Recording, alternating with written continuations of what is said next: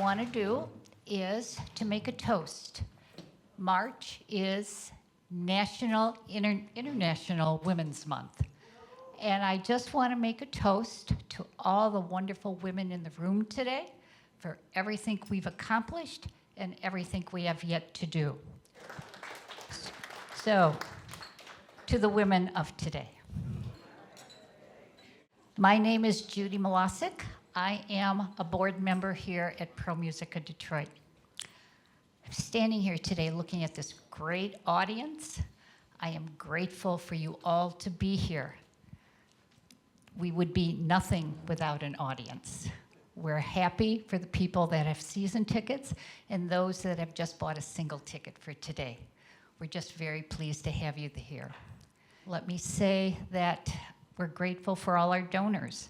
If you are involved with any arts organization, you know that you can't survive, do a production like this on just ticket sales. So we're very grateful to our donors.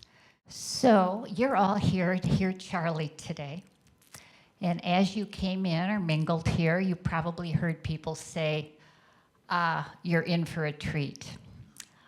I can tell you that Charlie played for ProMusica Detroit before, about 10 years ago, before I was involved with the board. But I was very privileged to be in the audience that night. And I can tell you, without doubt, you are in for a very special treat. So, let's get this concert started. Let me welcome our MC and host for this evening, Miss Cecelia Sharpe, known to her friends as C Sharpe. So without any other ado, please welcome Cecelia Sharpe. Thank you so much. Welcome everybody to another awesome afternoon with ProMusica Detroit right here in this wonderful, great place, the Grosse Pointe War Memorial. As stated, I'm Cecelia Sharpe from 90.9 WRCJ and Detroit PBS, and I'm so grateful to be the host for ProMusica of Detroit. So ProMusica is coming up on 100 years of being the longest ProMusica society, so let's give it up for that. Thank you. You want to bring that energy? We have Charlie. He is all about breaking down those barriers. Charlie Albright here once again. It's been quite some time since he was here, maybe 10 or 15 years. He's back again. And you want to give him some energy because let me tell you, he has the energy for you. He's breaking down the barriers. If you have a little cough, you don't have to be ashamed to cough during the concert. You know, during the concert where you're holding that cough for God knows who knows how long. Right? You get the halls out and you're trying to open it real careful. Just go ahead, relax, get ready to have some fun, enjoy yourselves. Without further ado, ladies and gentlemen, Mr. Charlie Albright.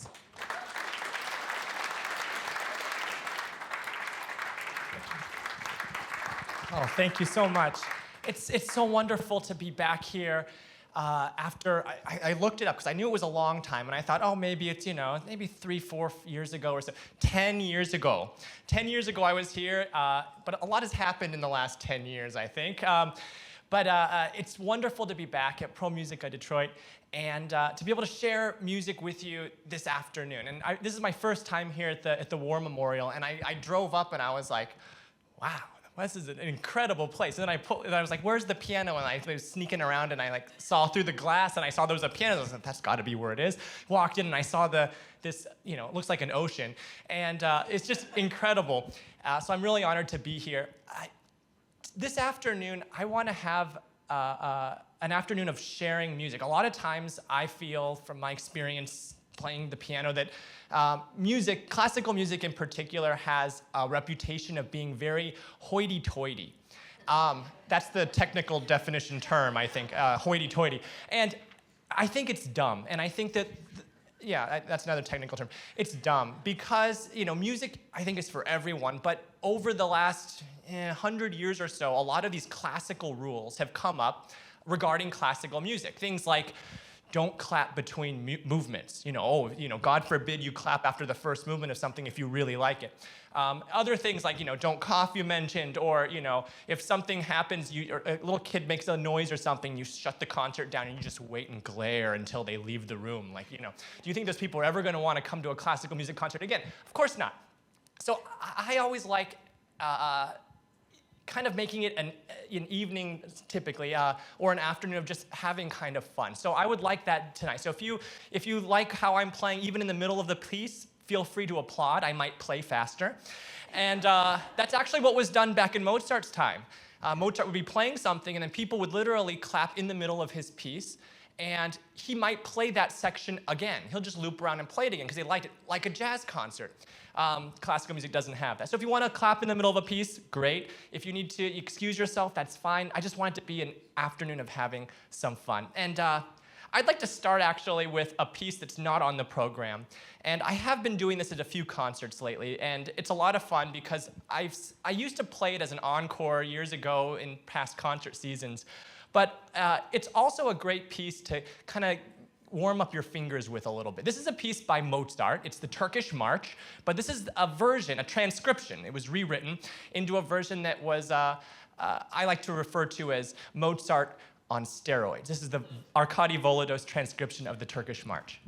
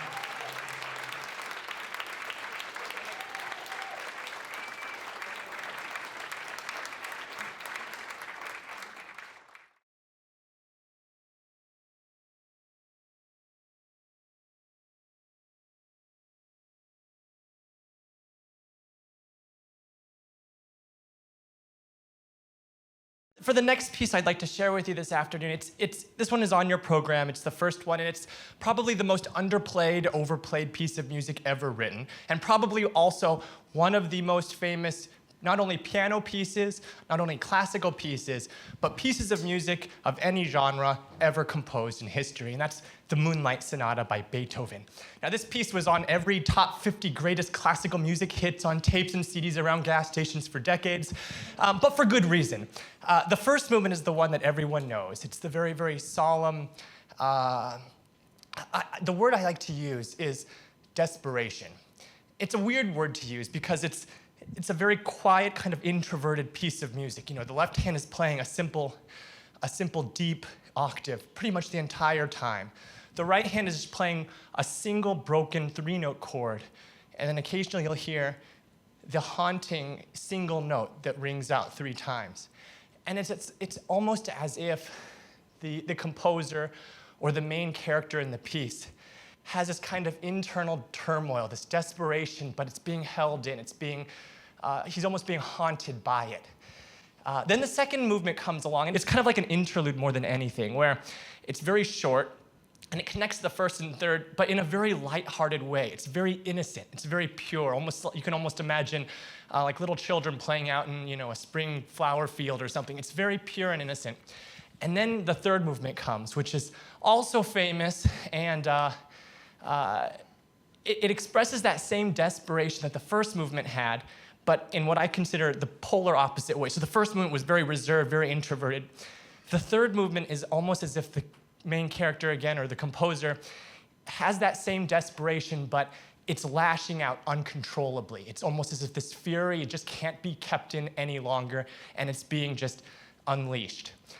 But it's a very beautiful piece, and I think that it's overplayed and underplayed for a reason. This is the Beethoven Moonlight Sonata.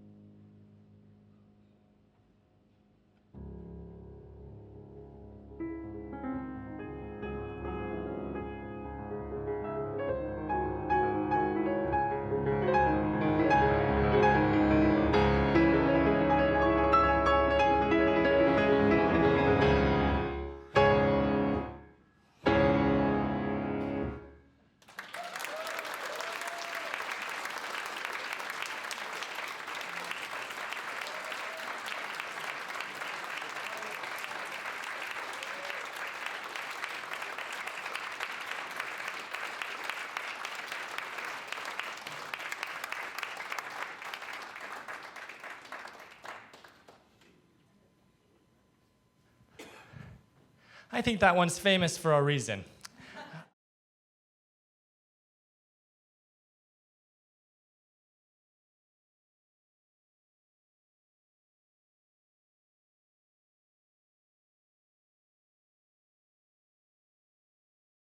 The next piece I'd like to share for you is another one that's very famous, though it was not written for the modern day piano. Those didn't exist by then. That's the Jesu Joy of Man's Desiring, and that's by Bach. But Myra Hess did a wonderful transcription, not as many notes as the original transcription that we heard at the beginning of the concert, but a very, very beautiful one nonetheless. So I'd like to share that with you now. This is the Myra Hess transcription of Jesu Joy of Man's Desiring.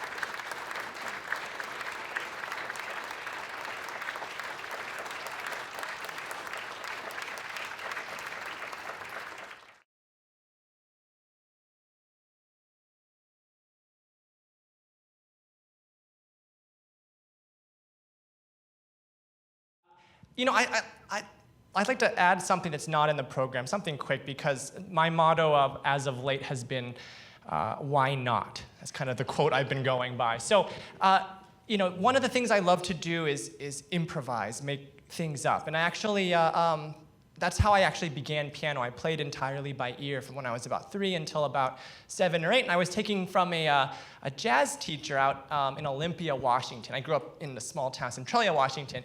And he told me that, my parents, that Charlie needs a year of classical training to develop his technique. And then he can come back to what I refer to and had referred to as fun songs, implying that the classical ones aren't so fun.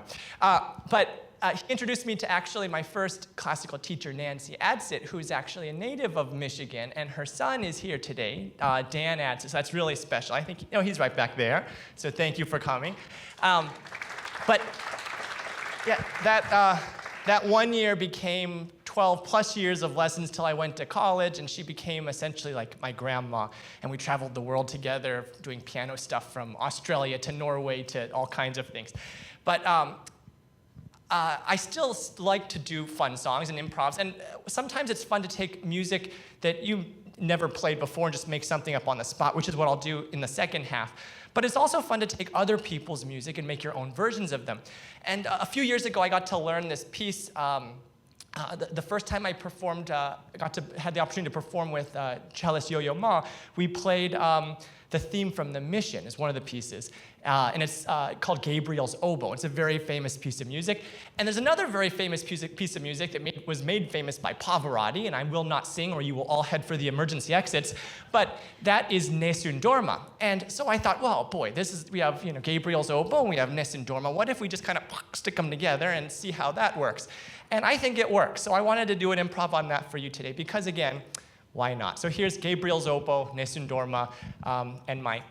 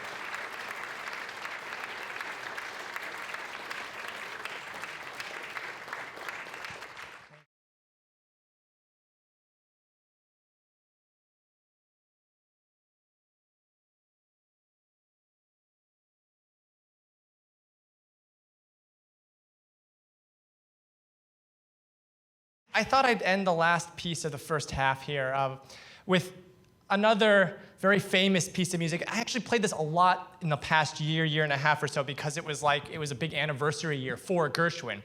And so I played Rhapsody in Blue, I don't know, it seems like several dozen times in the past few years, or past year and a half or so, because it's such an American iconic piece of music. Like, if you think of what's American classical, and this classical is used loosely with the Rhapsody in Blue, piece of music, it's probably Rhapsody in Blue. Maybe American in Paris, Rhapsody in Blue, there's a few up there.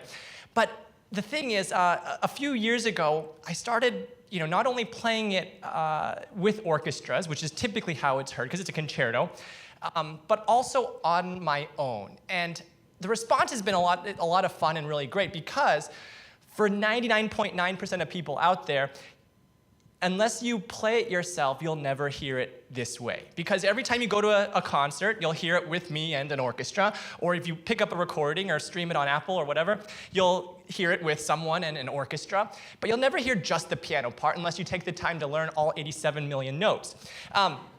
So it's really neat because you get to hear parts that you otherwise wouldn't hear.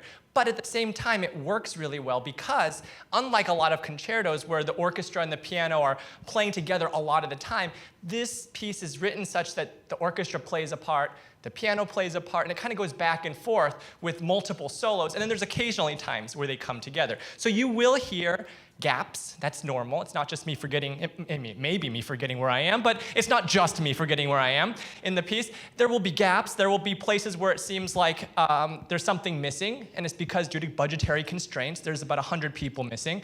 And there'll also be parts where it'll sound just right, and those are the parts that I'd be playing by myself regardless. But it's a lot of fun to play, and it really is one of my favorite pieces in piano music to perform. So I hope you enjoyed it as much as I do. This is the Rhapsody in Blue by Gershwin.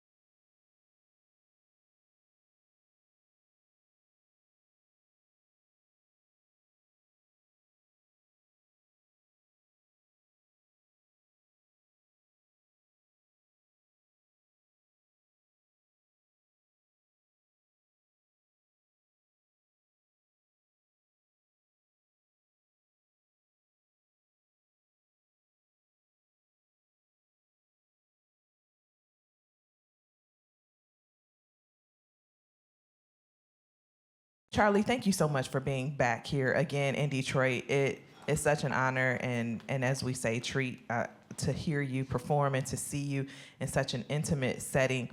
What goes on as you prepare for the show? What's behind your thinking and programming for a concert of this nature? It really, a lot of things, a lot of moving parts. A lot of times people do ask, like, how do you choose what you're going to play?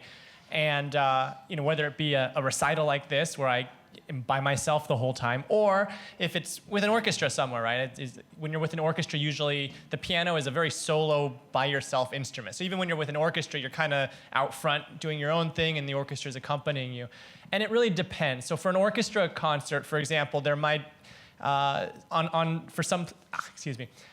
in some cases, the orchestra will reach out and say, Charlie, can you play this piece or this piece? We were trying to program it in our season and align it with all the other, 6 or 10 or 20 or however many concerts they're giving that year. Also considering what they've played last year and the year after is already scheduled, things like that. Other times they'll say, Charlie, we want you to come play. What do you want to play? And then I get to just choose, and that's always fun too. I prefer that way. In terms of for solo stuff, it really depends. In the past, sometimes there's certain series that are doing a theme of some kind, where it's for example, I played at WQXR in New York once as part of a Chopin marathon, and obviously I can't play Gershwin in a Chopin marathon. That would defeat the purpose. But other times I can really do what I want. So in a case like this, I consider what I've been playing recently, what I'm going to be playing, upcoming, and try to make out a program that gives a variety, but is also fun and something that I enjoy playing as well. Yeah. Thank you for that explanation. Let's talk about your take on classical music. You make classical music accessible for everyone. You take up the rules, ball them up, throw them out the window, and you welcome everyone. Why is making classical music accessible for everyone so important to you? I mean, I think that there's just no reason that it shouldn't be a little bit more casual in some cases. If someone wants, there are still people and that disagree with me, and I've received some pushback and some about the whole clapping between a movement or something, and I understand that point of view as well.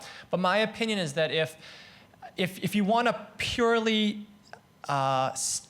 perfect listening environment, you want an absolute perfect rendition, of a piece of music. There's thousands of recordings of every single piece ever written that were spliced together. So every wrong note was fixed, every dynamic was subtly changed just the perfect amount, and there's, thousands of edits in it. And of course there's zero coughing, but that's very different than a concert environment. I think a concert environment is an experience. It's like we're all here. We could all just turn on Spotify and listen to any of those things that I play. Not what I'm playing next. You can't find that on Spotify. But all the all the written down pieces. There's thousands of recordings of all of the Moonlight Sonata, for example, where you can listen to it perfectly. But why do people still want to go out and experience things in person? Well, because there's that human aspect. It's live, it's fun. You never know what's going to happen. At the third movement of the Moonlight, I could have just crashed and burned there, and that would have been exciting too. But it would have been real. It would have been a human thing. It can happen. The expression blank happens. It does sometimes happen, but that keeps it real. And so I think bringing back that human component makes it more accessible, just because people can relate. Music it's not something that was created in a laboratory. It's something that reflects, that desperation, that joy, that, all of those human emotions that we all feel. Well, I appreciate you bringing the humanity into the music, inviting the audience to be a part of the experience and to kind of let go of some of the rules, quote unquote, and just enjoy their time together. We touched base earlier. You talked about learning jazz for the first few or so years of your piano studies. How did your jazz training impact you as an artist? That's a good question. So I took from a jazz teacher for only about a year. Before then, I was taking my first Well, my mom taught me I started when I was 3.5, climbed up and played Twinkle Little Star on a garage sale piano. It was missing, I think, a few keys. My dad, I think, picked it up for 20 bucks on someone's front lawn. Where the best instruments are always found. I picked out Twinkle Little Star, and my mom saw that I had a knack for it, and she taught me the little that she knew for a few months. And then my first real teacher was this lady who lived a block away, who was about 87, who played the organ and a little bit of the piano. And she taught me. And then another very influential teacher was this lady who owned this piano and organ store in Centralia. And she would play the organ, I'd play the piano, and she taught me everything from Great Balls of Fire by ear to, we played Disney songs, and then we'd switch it up and then improv, and it was always making stuff up. And so that was very influential too, especially in something like that what I'm gonna play next, which I've never played before and couldn't play again afterward. That's gonna be incredible. I'm looking forward to that. So I've asked a few questions, found out about your process for programming, whether it's on a large scale for an orchestra or when you get to pick your own music for instances such as this, your thoughts on classical music and how your training, learning by ear and jazz have impacted who you are as an artist today. You think we can jump out into the audience and maybe I'll get a few questions from the audience members? Sure, absolutely. So we're going to keep it quick because we want to definitely get back into the music. Be mindful of the questions that you ask, please and thank you. Think about it. Put those thinking caps on. Put the tasteful cap on and think about it. All right, I have one right here. I'm going to come out here. Have you made any forays into boogie-woogie piano? Have I made any forays into boogie-woogie piano? That's a great question. The answer is a resounding yes, especially as of late. I have gone down the rabbit hole of watching people on YouTube do boogie-woogie. And I played a little bit back in those days of the fun songs only. Someone's motioning me to I see a motion. You want me to try one real quick? Yes? Okay. Just an ounce of boogie woogie. Just a quick boogie woogie. A quick little boogie woogie. I'm not very great at boogie woogie, but it's a lot of fun. So, okay, here's a quick boogie woogie. Where's my little dancer? Don't forget to dance. There's a little one that wants to dance, so don't be shy to dance.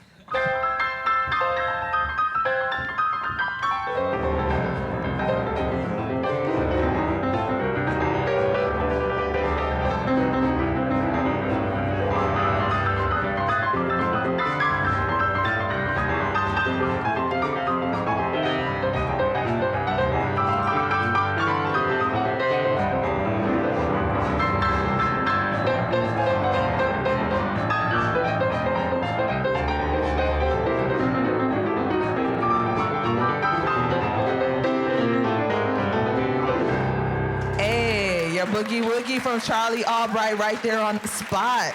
That's awesome. Do we have any more questions? Any more questions from the audience as I walk this way? Okay, yes. Let me come this way. Do you have a favorite classical pianist composer that is your favorite that you like to play? Yes and no. I definitely like kind of late classical into romantic. So Beethoven and late Beethoven, Chopin are some composers that I play a lot of and particularly like. So I tend to kind of, and you'll see in my improvisation that generally I like more tonal, romantic-esque kind of sounds good music. I'm not a big fan of music that doesn't sound good. That's just me, though. Any more questions? I'll take one more question. Yes. You're actually the impetus of all of this anyway. No, you're fine. It's good. When you're playing the Rhapsody in Blue, do you hear the orchestra in your head? I do in certain parts. So the question is, do I hear the orchestra when I play like Rhapsody in Blue by myself? I do in certain parts, especially the parts that we're playing together, or the parts that lead directly after I play or directly right before I come in. Because when you're learning a concerto, you don't have to know every single note that every instrument of the orchestra is playing, but you got to know a lot of them. So I hope that you guys enjoyed this impromptu chat and this Q&A. I definitely did, and I hope you did too, Charlie. The second half is written in the program, but it's written vaguely, and it says something like, I'm going to make up a sonata. And that's what I'm going to try to do. So a sonata generally has 3 movements, 3 parts, and aside from that, there's no hard rules. I mean, if you go into classical or the music theory aficionados will say, oh, it has to be A, B, A, C, A. But then later on, as anyone who studies much music theory will know, the basic rules hold up until they eventually don't. And so that's what kind of how sonatas work too. But basically, I'd like to make up a piece of music for you that I never played before and that I probably will never be able to play exactly the same way again. But I started doing this with shorter pieces, and I still do depending on where and when I'm playing, years ago. And a couple mentors of mine out in New York said, one time they said, Charlie, what you should do is instead of coming up with a brand new piece of music in your improvisations at your concerts, instead you should ask 3 or 4 random people for a random note on the keyboard, C, C sharp, whatever. Use those random notes as the basis of a random melody, and use that random melody as the basis of your hopefully not so random sounding piece of music. And that way, they said, people won't think you're cheating and playing something you already composed ahead of time and are just saying, oh, look at this improvisation, when it really isn't an improvisation. So I started doing that, and it's been a lot of fun because you really, really don't know what you're going to get. So I thought, why not do that here today at ProMusica of Detroit? If I could get 3 or 4 people to each give me just one note, an F sharp, a B flat, just something. Oh my goodness, yes, we got one already. Sorry? B flat. Okay, so we need maybe 3 more notes. Maybe someone over here. C. So we got B flat, C. Yeah. A. One more maybe on that side. Okay, way over there.